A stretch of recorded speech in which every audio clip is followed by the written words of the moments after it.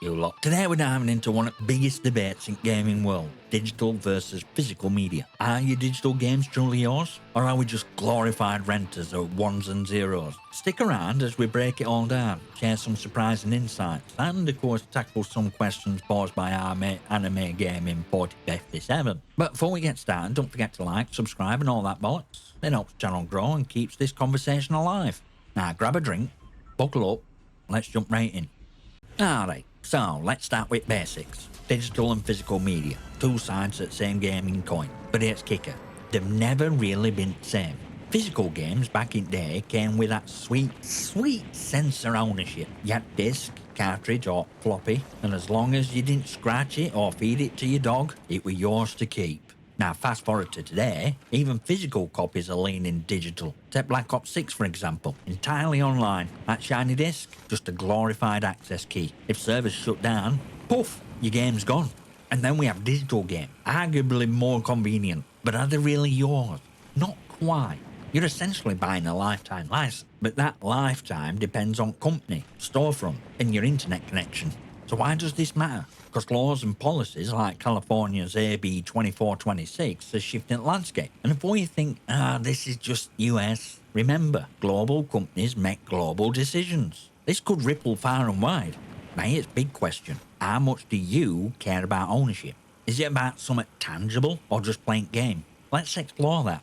So why has digital gaming become so popular? Well, let's be honest. It's convenience. No more shelves full of game cases or swapping discs every time you fancy something new. Everything is just there.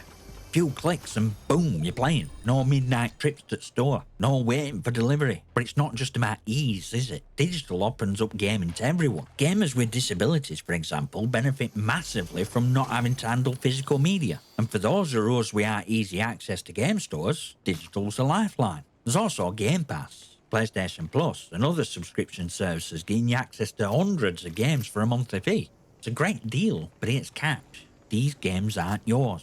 You're borrowing them. And if you cancel your subscription or game rotates out, that's it. Gone.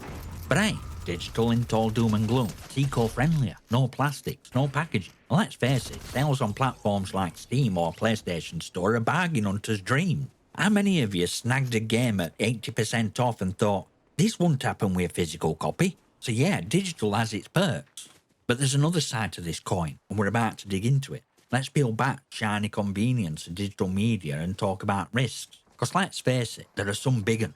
First off, ownership. When you're buying digital, you're not really buying the game itself. You're buying access. More like a lifetime lease. And what's that lifetime tied to? Game servers and storefront. If they go offline or publisher decides to pull game, you could lose access entirely. We've seen it happen. Remember when Sony tried to shut down PS3 and Vita store? It sparked outrage. And rightly so. People had invested hundreds, even thousands into the libraries. And don't get me started on situations like when games are delisted due to expired licenses. Good luck getting them back.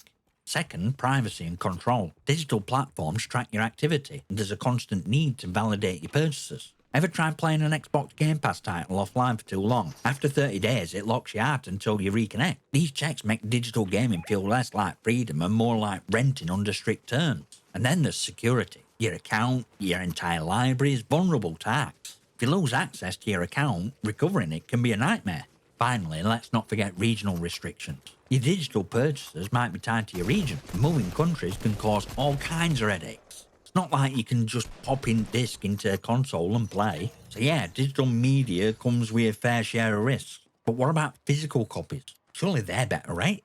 Not so fast. First off, modern physical games aren't what they used to be. Sure, you got a shiny disc or cartridge in your hand, but let's be real, most of gaming ain't even on there anymore. You buy a disc, pop it in, and then what? Massive day one download. Without updates and patches, disc is often borderline useless. What about online-only games? Titles like Black Ops 6 or Destiny 2 are dependent on servers. If those servers go down, whether permanently or temporarily, that physical copy becomes no more than a coaster.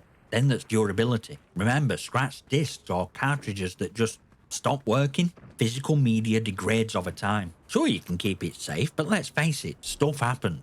And if you lose it or it gets damaged, game over. Finally, storage. You might love feel a tangible collection, but how much space do you have? These cases add up fast, and not everyone has the luxury of a dedicated gaming room. So, is physical media better than digital? Depends on your priorities. Ownership? Sure, but only to a point. Long-term accessibility?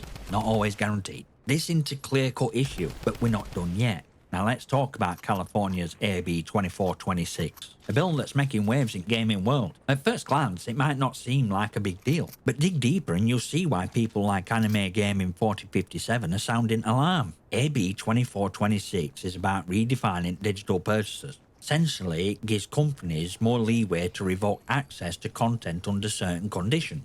And guess what? Ubisoft is one of the sponsors behind it, which raises some eyebrows. If this bill sets a precedent, other states or even countries might follow suit. Now this isn't just a US problem. Global companies like Ubisoft and Sony don't operate in a vacuum. They adapt policies to comply with local laws, but those policies often spill over internationally. Take EU's consumer protection laws, for example. They've influenced practices worldwide, but this bill could tilt balance in favour of publishers and storefronts, leaving gamers with even less control. Think about it. If laws like this normalise the idea that digital purchases are just long-term rentals, what happens next? More restrictive policies, higher prices for ownership, and don't think physical games are exempt. As we discussed earlier, many of them rely on digital elements, updates, servers, validation. Lines between digital and physical are blurring fast. So what can we do? Well, being informed is step one. Gamers need to understand stakes and speak up, push back, question decisions and demand clarity. Because at the end of the day, these changes will impact all of us. Now, let's take a moment to appreciate one of the biggest wins of digital gaming, accessibility. Because while digital has its risks, it's also opened doors for gamers who might otherwise be left out. For starters, digital gaming removes physical barriers. Gamers with disabilities, for example, no longer have to wrestle with swapping discs or cartridges. Everything is just a download away. That's a huge deal for making gaming more inclusive. Then there's global reach. Not everyone lives near a game store, and physical copies aren't always available in every region. Digital storefronts like Steam, Xbox, PlayStation ensure that gamers from all over the world can access same titles, often on release day. And let's talk about indie developers. Platforms like itch.io and Steam are giving smaller studios ability to share the creations without need for physical production. That means more diverse games, more unique ideas, more voices in industry. And finally, digital gaming connects people. Features like crossplay and online multiplayer have created communities that span continents. Whether it's teaming up in Fortnite or sharing custom levels in Dreams, digital gaming has made it easier than ever to connect with others. But here's the thing, this accessibility depends on digital infrastructure staying reliable and inclusive. If policies like AB 2426 lead to more restrictions, accessibility benefits could start to erode. It's a delicate balance. Let's talk about elephant in the room, how much power publishers and storefronts actually have. Spoiler alert, it's a lot. And with that power comes a serious potential for abuse. Think about it. When you buy a game digitally, you're locked into that platform. Steam, PlayStation Store, Xbox Marketplace. They control your access. If your account gets banned, hacked, or suspended, your entire library can vanish in an instant. And good luck trying to appeal. It's often a frustrating process with little recourse. And let's not forget delisting. Games can disappear from digital stores for all kinds of reasons. Expired licenses, copyright disputes, or corporate decisions.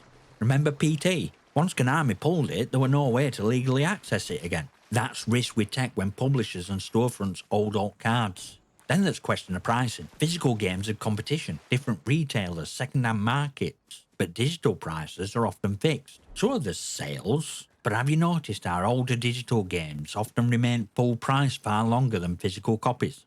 That's no accident. And let's be real, microtransactions and DLC are thriving in this digital-first world. Publishers can slice off parts of games, sell them as extras, and we're left paying more for what used to be included. But here's the scariest part. As digital becomes norm, publishers and storefronts have even more control over what we play and when. Want to keep playing that old favourite? Too bad if servers shut down or game gets delisted. So where does that leave us? We're at a crossroad. Gamers need to push for balance, convenience without sacrificing rights. So here we are. Big question. What does future gaming ownership look like? More importantly, what can we do to shape it? First, let's acknowledge where things are headed. Digital is future, there's no denying it. Streaming services, subscription models and cloud gaming are gaining ground fast. But with this shift comes a responsibility for publishers, lawmakers, and gamers alike. One possible solution? Stronger consumer protection laws. In UK and EU, laws already give gamers more rights when it comes to refunds and faulty digital content. Expanding those protections globally could be a game changer, ensuring that digital purchases come with more guarantees and fewer risks. Another idea is true digital ownership. Imagine being able to resell or trade your digital games just like physical copies. Blockchain technology might make this possible one day. Sure, it's not perfect, but it's a step towards giving players more control. We also need to demand more from publishers and storefronts. Transparency about what we're buying, fair pricing, and better safeguards for our purchasers should be non-negotiable. Companies will listen if enough of us speak up. And finally, as gamers, we need to strike a balance. Embrace convenience of digital, but don't forget value or ownership. Support physical releases when you can. Push for DRM-free games. Diversify where you buy your games to avoid being locked into a single platform. Future of gaming ownership isn't set in stone. It's up to us, as a community, to shape it. Now, before we wrap this up, I want to respond to McGaming 4057 directly. Thanks for dropping such a thought-provoking comment. Yeah, a major issue that's affecting gamers worldwide, and I'm glad you brought it up. So let's recap and break it down in a Scotty style. In my opinion, they're not the same. When you purchase a physical game, you're getting a tangible product, disc or cartridge. It's yours, even if servers shut down. Sure, there's still online components that may render some physical games useless over time, like Black Ops 6, but for the most part, you own it outright. You can trade, resell, or even just keep it on your shelf for future nostalgia.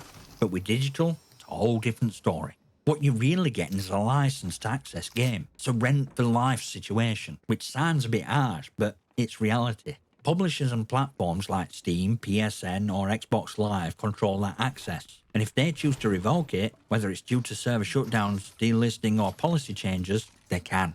As you mentioned, AB 2426 could make this even more a risk moving forward. That's a huge concern for gamers everywhere, as it puts power in hands of corporations, not players. Point you made about Ubisoft being behind AB 2426 is very telling. Seems like a direct attempt to solidify more control over our purchases, making argument that our ownership is really just a license, and a very vulnerable one at that. As digital continues to dominate, laws like this could set a dangerous precedent not only for US, but for global gaming community. Raises question, what happens when our digital purchases are revoked without warning, or when a store just decides to shut down entirely? After hearing your side and considering the situation, I do think there's clear differences between digital and physical ownership. Digital games have the perks: instant access, no physical space taken up, and easy to share across platforms. But downside is that you don't really own them. It's all dependent on third party that can revoke access at any time. That's why I think physical still has its place, even though it's not without its flaws. Physical media may not be perfect, but there's something about ownership aspect that digital still can't replicate.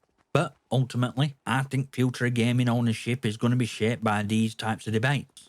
We need to have these conversations so that we, as consumers, don't lose more control over our libraries, whether digital or physical. This is a conversation that's far from over, and it's up to us to keep pressure on. Thanks again for the thought-provoking comment. Alright, that's it for today's deep dive into digital versus physical media. It's a complicated issue, but I hope I've given you a clearer picture at challenges and opportunities we face as gamers. Whether you're all in on digital or still a die-hard fan of physical, one thing's for sure, we need to stay informed and make our voices heard as future of gaming unfolds. Now before you go, smash that like button, hit subscribe and leave your comments and questions below. I might just feature them in a video. And if you've got your own thoughts on this whole digital versus physical debate, don't be shy, share them with community. I'll see you next time, you magnificent.